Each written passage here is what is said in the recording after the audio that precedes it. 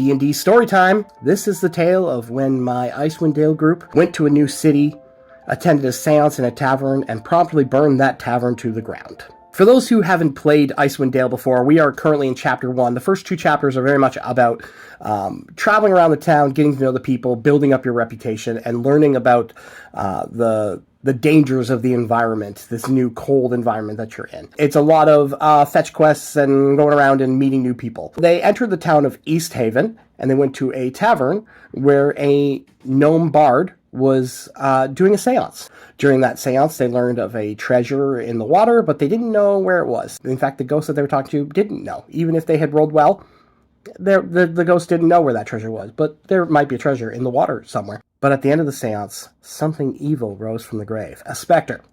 Now, my barbarian, he's a dwarven barbarian named Groitha.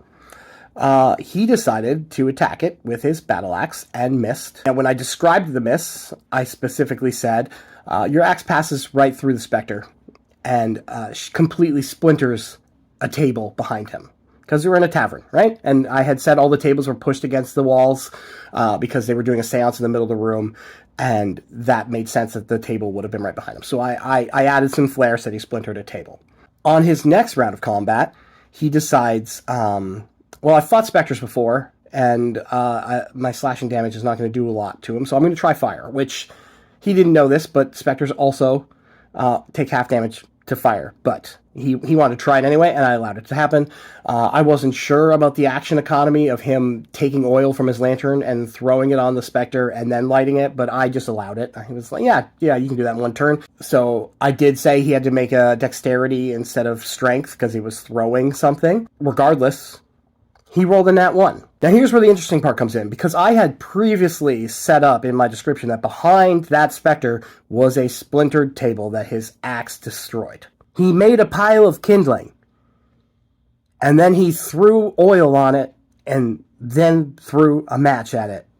This is a bad move, but gotta honor those nat 1s. The bar went up in flames. On our next turn, our cleric, because clerics are overpowered, one-shotted that specter with a guiding bolt, because of course, why wouldn't she? Specter's down, place is ablaze, everyone runs to windows and doors and evacuates the building. They get out and they blend in with the crowd and watch this building burn to the ground while the owner comes out of the kitchen back door of the building screaming about his livelihood. I love a chaotic group. I love that they enter a new town for the first time and forever change that town.